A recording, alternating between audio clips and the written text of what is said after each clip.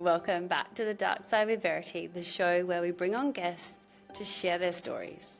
Stories from the darkest of places, which allows light to come back in. Welcome, beautiful Hannah. I could intro you, but I feel like I'm going to give it to you because I will say all the amazing things that I love about you. What do you want people to know about you? Sure. So hello, my name is Hannah. I am 33.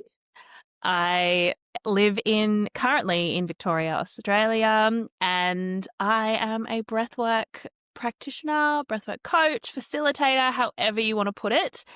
And I will say it took me a very long time to actually be able to say that. So it is very nice to be able to share that with people now. I love that. Just having the title and it just like roll off your tongue, be like, this is me. Like, this is who I am now. It is me. Yeah. Awesome. Give us a bit of your backstory and why you decided to become a breathwork facilitator. Sure. So before finding breathwork, before finding yourself and VIDYA, I was working in corporate. So if I put it into words, like I was kind of just mindlessly moving through life. So I wasn't necessarily unhappy, but I wasn't thrilled with my life either. So I found that I was avoiding a lot, like avoiding relationships, friendships, myself, and yeah, just mindlessly moving through. And when I found breathwork, I found it after having a panic attack, which I remember very clearly. It was a Sunday afternoon and I got home. I was in my apartment alone and I just couldn't, like, I thought I was going to die. In all honesty, it was horrific. And I remember thinking in that moment, this is really not a normal response to the situation that I'm in. It's really very strange. And the next night, I went to a breathwork class. And from there, it just completely changed my life. So I'm now not in corporate at all, which is very exciting to say. And now I would say I'm happy with life. I enjoy myself. I'm a lot calmer. Yeah. Yeah. Watching or being a part of your journey and watching you grow and transform, next level. Yeah. It- It's like my favorite part of the job, but watching you shine is just the best. Like now you're running sessions, you show up online, like that is huge. Yeah. It's very different because yeah, before I was definitely, I would say I was hiding just in life, like not just from an online point of view. Like I was hiding. I didn't know who I wanted to be, which was quite difficult to sit with, particularly as someone who's in their like early 30s, not knowing who you want to be still. You kind of look at the people around you that you, in your eyes, are succeeding. You know, they've got the house, the kids, the marriages and everything, the careers, and you're just kind of just still like muddling through. And you're like, is this what I want to do? I'm not sure, but I'm making money or I'm comfortable here. And I think that's what breathwork did. It allowed me to move into the uncomfortable to then actually sort of figure out what I want to do and how to do it. Yeah, so huge. And it is, we can say, and we don't want to compare, but with social media and you see like your best friends and everyone who you're so stoked and happy for. And then you're like, oh, what am I doing? So it's a Yeah. huge thing to go through to have a really hard look at your life and what you're doing. And sometimes when you're forced in that moment in a panic attack, like, right, what are we actually doing here? Yeah. Yeah. And like that Monday night I went to the gym. So I loved a schedule. It was the only way I could run my life. And I went to the gym, 6:20 class, and I showed up at no, it was 5:20, sorry. And I showed up and people like they could feel my energy wasn't who I usually was. Like there was something wrong. And I think that was also like the kicker that they reached out to me after class and they were like, is everything okay? And I was like, no, it's not normal. I don't know what's going on. And then, yeah, I went home and I had this mental conversation with myself. I was like, okay, I've been to class. I'm a bit sweaty. There's a breathwork class at 7:30. I won't go. I'll go tomorrow night. And then I went back to myself and I was like, if I don't go, I am never going and nothing is ever going to change. And so I had a quick splash and I got in my car and I drove to the class and I laid down in the back corner and I was like, in my head, I was like, this is ridiculous. Like, I've just paid someone to tell me how to breathe and I've cried for an hour. And then I went and got a burrito and I was like, all right, this was something. There's something there. So I went back. I love that. It's wild, isn't it? If you've never done breathwork before, and if people haven't, they're like, so we all breathe, we're all alive. What am I doing? What's different here? Why do I feel all these things? Why is this memory coming up? Yeah, it does. It's magic. It's so beautiful. And yeah, doing the training, what would be your biggest personal breakthroughs? Yeah. So my biggest breakthrough would be around how I viewed myself wanting or not wanting to have children. So for about 8 years of my life after a relationship, I was convinced I didn't want kids. I was like, nah, it's not for me. It's not what I want. And I just think that it really showcases the power of our unconscious mind and how deeply rooted our thoughts are and how they show up in our life. So for me, yeah, as I said, I was convinced I didn't want kids. And then one day after one of our breathes during the training, I was on a walk on my lunch break and I had this memory of a conversation with my ex-boyfriend. So as you do, early in a relationship, you talk about sort of what you want when it comes to families and children. And I remember saying that if I were to have kids, I wasn't sure that I wanted to exclusively breastfeed because my sister hadn't been able to. And I really think the idea of mixed feeding just lightens the load of having a newborn. And he proceeded to tell me that if I was going to have his kids, that breastfeeding was the only option. And if I struggled, that his mum, who had breastfed 7 children, would be there to help me. And then after that, I remembered towards the end of our relationship, we were talking again, and he had told me that I wouldn't make a good mother anyway because I wouldn't be able to handle it. So I suppose to protect myself, I buried that conversation in my subconscious under the story of, well, like, I won't be a mum, I don't want it. So then it was my decision. So I think that just shows how our minds really do work. Like, we've got our conscious thoughts and our preconscious and subconscious. And if we just want to go into it a little bit for those listening, if they don't know about that mind, your conscious mind is everything that we're actively aware of. So all the thoughts that we think of every single day. Then you've got your preconscious mind, which holds our memories and our general knowledge. And our subconscious is where our fears and instincts kind of lie. So for me, with that, it's an example of what he said was stored in my preconscious mind as this truth. And to protect myself from ever being able to feel that again, my subconscious mind sort of grabbed onto it and twisted it into this, I don't want it, I'm in control, and that's what it is. So it just became this way of controlling that narrative. So through breathwork, that's allowed me to sort of dig into the truth, the actual truth behind that memory. So it's not that I didn't want it, it's that I was protecting myself from ever being hurt by someone again. And that's why I spent 8-9 years not wanting to be in relationships, not wanting to be near people, open up to people, and thinking I didn't want a family and I was okay with that. So that was probably my biggest one. Use right now. Yeah. Oh my, you will be the best mum. One day. And people say it to me now, which is nice. But that was my biggest thing. It was like this learning of, it's not that I don't want it. It's that I was protecting myself from someone who told me, you won't be good at it. Don't bother trying. And I was like, but I'm happy to try. Like, and so that for me, like, has really catapulted how I view relationships now, because through all of that as well, like, when I kind of discovered a couple of years ago when I had my panic attack that I wanted to feel again, I had Yeah. to relearn how to actually process my emotions in general because I had just completely shut down This and I is didn't know it at the big. time. That Mm. so many people, please, like, go more into this because so many people do. It's our coping mechanism, right? We just like switch off that, oh, we're all good. Yep. And so this Yep. is, I want people to know this. Please keep talking. Yeah. Yeah. So I like when it comes to the relationship element of it, if we want to get into the panic attack, sort of what happened for me was someone I'd known for a really long time.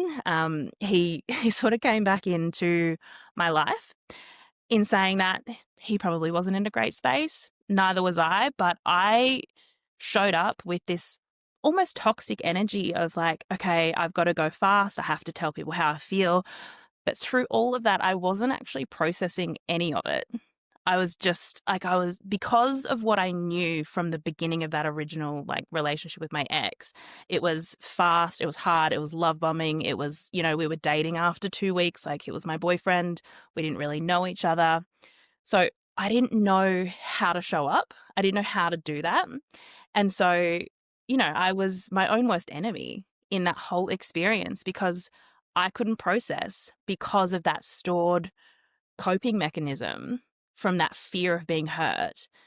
And I think so many of us do that though. Like we just kind of go in guns blazing because we've been hurt before and we either self-sabotage in a sense of, I'll hurt them before they hurt me, or I won't give them everything. And then we get a little too deep in it and we get scared and we pull back. And it was a lesson. It was very much a lesson that I'm proud to say, I think in the next one, will be better. Look at all your knowledge now. Even you speaking, I'm like, my heart is singing all of your knowledge that you know, but also being able to self-reflect and look at the root causes, plus where you played a part in it all, and have compassion for yourself. I'm like, I'm so happy. Yeah, I think the understanding where we play a part is a big one because we are, as a species, so quick to blame like other people, external things that are happening to us, the world around us. But because we are sort of just covering everything up because we don't want to feel, we don't then understand that root cause. Like, okay, wow, the reason that you were like going guns blazing and didn't know how to process was actually because you were still so scared of being hurt. And being able to be compassionate for the other person too, because it's all of our first time right here, right? We're all trying to work through our own emotions, understand how we're feeling while not being offended by everybody else or hurt by other people, and being able to just be now that really grounded sounding board for other people that you're going to be facilitating sessions for. Like, how lucky are they to have a session with you? Now you have all of this knowledge and it's embodied. Like, you can speak about this so easily and freely that it's so obvious that you've done the work on you. I'm glad I've done the work on me. Yeah. Makes life easier, right? 100%. 100%. And I think the thing is as well is like we expect to be able to see these changes, but it's like it is slow. Like I had a couple of weeks ago was when I kind of really went, oh, that's a different like way I would have responded to this situation. So I had a friend who was going to come and stay with me for the weekend, and we were going to go to Oktoberfest and, hang out. I hadn't seen her in a while, so I was really looking forward to it. And then 2 days before, she rang me to say she wasn't going to be able to come anymore because something had popped up with one of her friends from school. And I was like, that's fine. Like, I totally understand, like, where you're coming from and why that's a priority for you at this point in time. Rather than, getting upset or angry about it, my mind just went to, it's actually okay. It's the only thing I can control in this situation is how I respond to it. And that was like, I sat in my car and I was like, wow, that's different. I was like, that's nervous system regulation just showing itself. And I was like, okay, we're good here. It's great. Love. It Mm. is the only thing in control is you. of how you Absolutely. respond to it. And that's the thing, like it didn't previously we could make it mean something about us, like, oh, she doesn't love me, she doesn't like me. Yeah. It could be this spiral of things when in reality Mhm. it's like it's not possible. And Yeah. like that's it. Yeah. And I was just like, I can only control how I show up. What's the point in getting upset or mad about it? Or, or thinking, yeah, as you say, like, oh, she's mad at me or she doesn't want to be my friend. I was like, no, it's none of that. And I know that it's none of that. It's just there's a different priority. And had I been in the same situation, I would have made the same decision. Yeah. So, it is what it is. Oh, so nice when we Yeah. can reflect and be like, look how much I've grown. I know. Who knew? The best. And tell us what kind of clients you're working with now and what are your favorite clients to work with? Who are you naturally attracting? Yeah. So I moved back to my small hometown in the middle of the year. So it is very small, which, does make it a little harder for in-person sessions because a lot of people know people. And I think there's still that resistance it's a bit different. Breathwork is a bit different. But I am definitely attracting a lot of women, which is what I love. I'm very excited about that.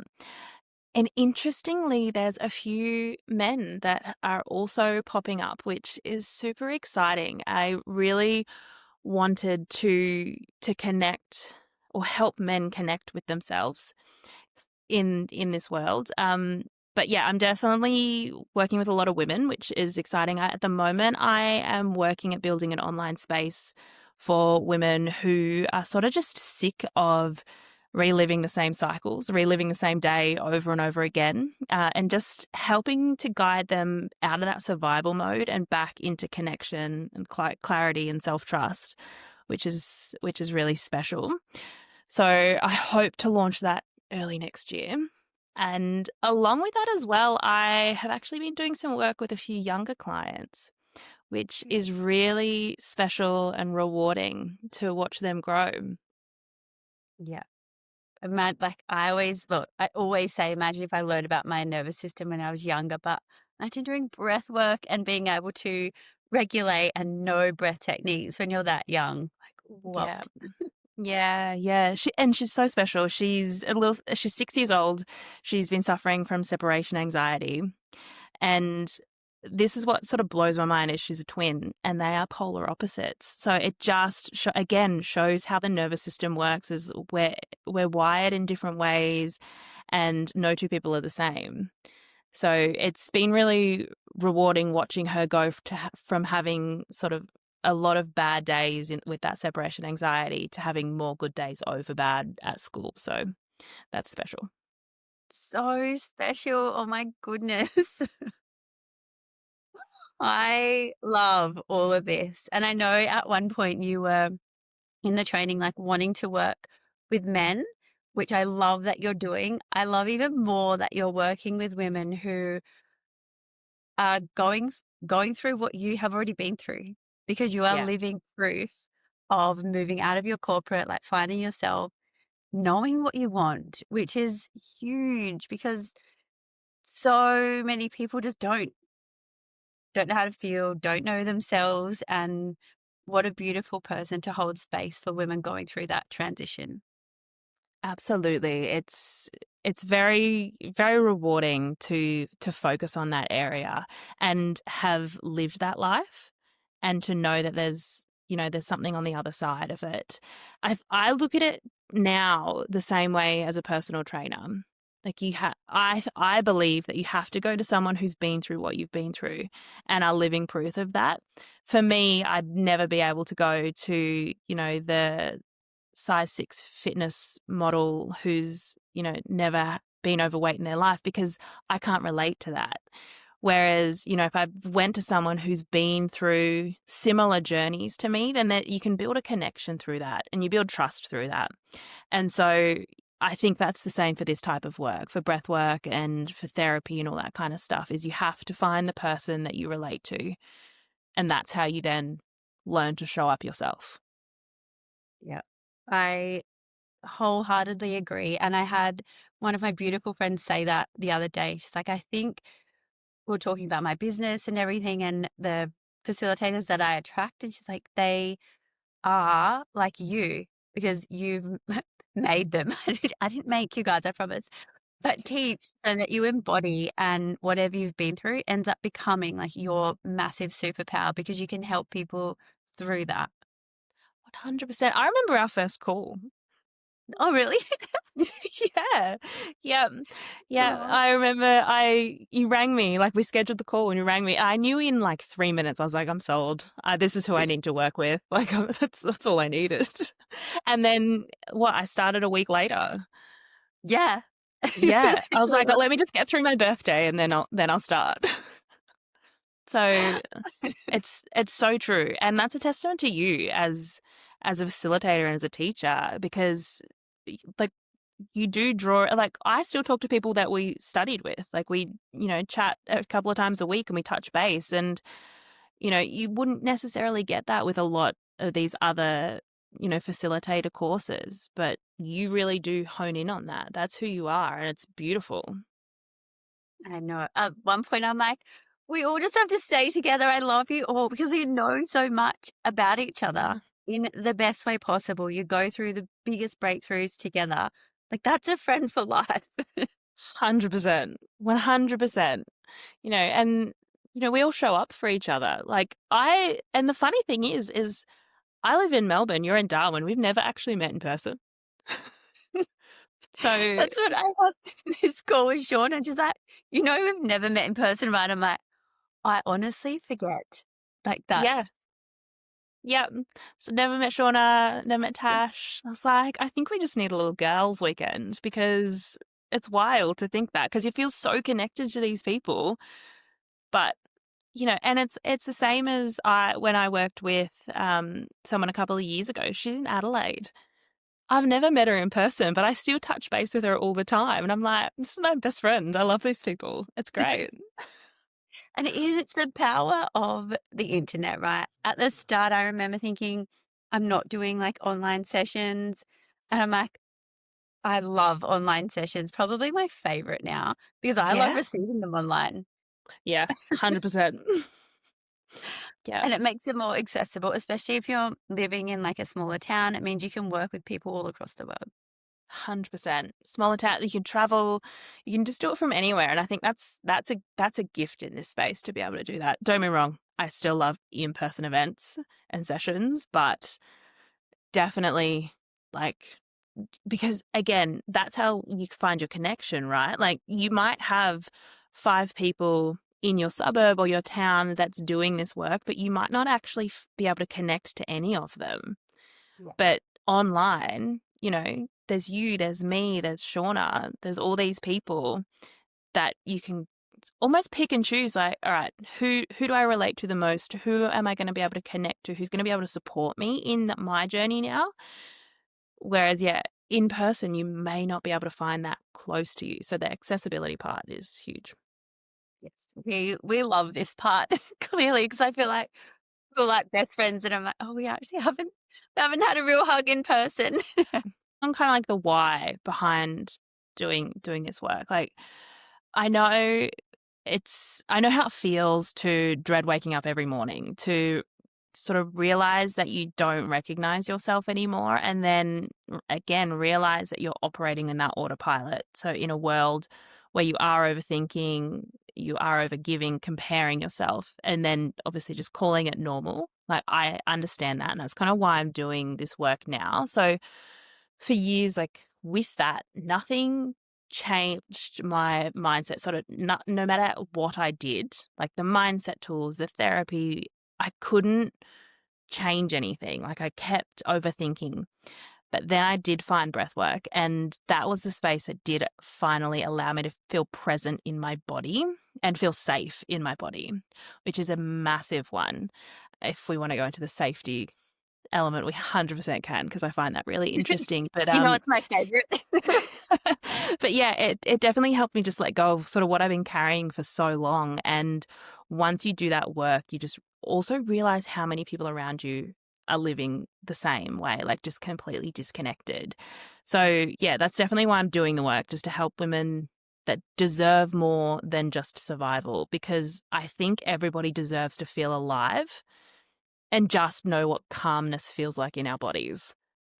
Because so many people don't know, and it baffles me now. Like before, I would have been like, "What are you talking about?" Like that seems ridiculous. But once you feel it, oh my God, wild. That's when you know, like, everybody needs to feel this. Everybody needs to Mhm. know about this. Like, Yeah, why were we not taught? I know. It's insane. But the safety element, do we want to talk about it? Yes, go, go. Yeah, so the interesting one was for me. So I remember my second breathwork class that I attended in person, and it was facilitated by a man. Absolutely nothing against him at all. Beautiful, beautiful human. But I remember laying there and not being able to sort of switch off the way I had in my previous class, because I was so on edge, because I didn't feel safe with that male presence. And I can only imagine how many women potentially feel the same, but I couldn't switch off, and I was like, and that was almost a tipping point for me, because I was like, I don't like this. This is not what I signed up for. But then I remember, I think it was almost halfway through our training, and I did a session with one of our male facilitators, and the energy was so different, because one, I had worked through why I felt unsafe in that original presence, but then to be held, like, by, not physically held, but to be held like energetically, or have space held for you by a man who is doing the work and you can trust, is so different. It's the feeling is insane, because I felt so relaxed to be able to sort of be in that space and go, okay, I am being safe, like I am safe and I am supported energetically by this person. And again, the self-reflection, like I know that second class, it was absolutely nothing to do with the actual facilitator, and it was solely to do with my own nervous system. But the safety element, to be in a space where you do not feel safe in your own body, is really quite alarming. Yeah. And having all of these reflections now, like you now can look back and be like, oh, that's why. And now I've experienced safety. So many people would be like, no, it was a shit class. Like it just didn't work for me. It's like we said at the start, it's easy to pass blame. Whereas when you actually do the work on you, you're like, wow, Yep. I felt Yep. this because previously I hadn't felt safe. And then being able to feel safe in the presence of another man who you don't know, is not related to, not No, about anything. never met him. And it is able to hold like such a safe, it's all just holding space, like all of it. Yeah. And I think the other thing is the ability to learn to hold that space as well. You know, we talk about having space held for us, but being able to hold a safe space as a man and as a woman is still as equally important, like while you're doing that work, because you're learning again to let go, but you are then also through that learning to be a safe beacon for somebody else. So Yeah. I'm like, everybody should do this facilitator training, one, because how 100%. much better of a partner are you going to be if you can listen and hold space for that person and know if they're upset, it's not Mhm. about you. Yeah. Yeah, and you don't Um, get defensive about it, because you can reflect on that and you go like, well, you know, this is a you moment. I'm going to allow you to move through your emotions, and then I'm here to support you if and when you need. Mm. So bloody powerful. I'm excited for your next relationship now. Me too. Where is he? I was like, right, have we started dating yet? What's the go here? No, I literally put on my bingo card for 2026. So I designed a bingo card, because I was like, how am I going to keep track of my goals, make it fun? I literally I put love on it, this. go on a date. I was like, right, one date, it's all I need. Break the cycle. I reckon you need to like do 1 date a week this year, just as like a test pilot run. I almost put it, and then I almost put a month, and I was like, it feels like too many dates. What if I find the love of my life after the first date? You know, it ruins the goal. Then you'll have Christmas together. I know, right? Crazy. Yeah, no, I haven't started dating yet. I think I've moved back to my small hometown. The fishbowl is small. So I've got goals to relocate next year, so we'll try then. Nice. Where's Yeah. the new location plan? Haven't settled yet, but I'm definitely considering UK, Europe sort of vibes. Oh, Yeah. So we'll see. I love But this. it's a plan. I can't be here forever. I will go insane. I love my hometown, but only for a short amount of time. It's nice to go back and reflect It's and beautiful. feel those little bits Mhm. and then move on. Absolutely. Yep. What is something that you would either something that you now know and say or something that you've heard? What is your mantra or advice you'd give to someone? Probably that healing doesn't have to be done alone. I think we heal better when we do make connection with people who are going through or have been through similar journeys, because that's where we create community and safety. I think if we sit too long alone, that's when we start to like almost deteriorate on our healing journey, because we're not being fed by, you know, like I say, people who've been through what we're going through. So we can't grow. Whereas when we sit by ourselves and like think of it as like a dark room, we sit by ourselves, we don't get sunlight, we're all internal, we focus on going to the gym and, you know, how we eat, and it's an external change, but nothing changes internally, I think is the worst thing for us. 100% there's things we need to do alone, but I think that healing needs to be done, you know, it needs to be shared. It doesn't have to be done alone. So mantra wise, I would say if you don't go in, you go without. I love. Yeah. Love it. 2026, it's going on the wall. Tattoo. Oh, amazing. One last question. If someone was thinking about doing the VIDYA Facilitator training, what advice would you give them? Don't delay it. Don't sit on the idea. I sat on it for about a month, to be honest with you, and it was the best thing that I did. So don't delay it. If you have any inkling of this is maybe what I want to do, just do it. It's the best investment you'll make in yourself, but also for other people. Yeah, look how many people you're serving now. This is like the best part of it all. It was so funny. I had a class a few weeks ago, and one of the people that came along, she came out of the breathe and she sat up and she's like, "Are you a witch?" And I was like, "Maybe. What do you mean?" She's like, "That was insane." And I was like, "Excellent. That's all I needed to hear." My job is done. The magic is complete. Yeah. Oh, beautiful. My love, Well, thank you. Thank you for thank chatting with us and you. sharing your story. I appreciate you so much. I am immensely proud of you and excited for all of the things that are happening in 2026 for you. Thank you. I'm proud of you too. And I'm so grateful to have been able to meet you online, but connect with you. That really has been life-changing, and you yourself have a gift. Oh, I love you. Thank you. You made me cry again. That was just so emotional.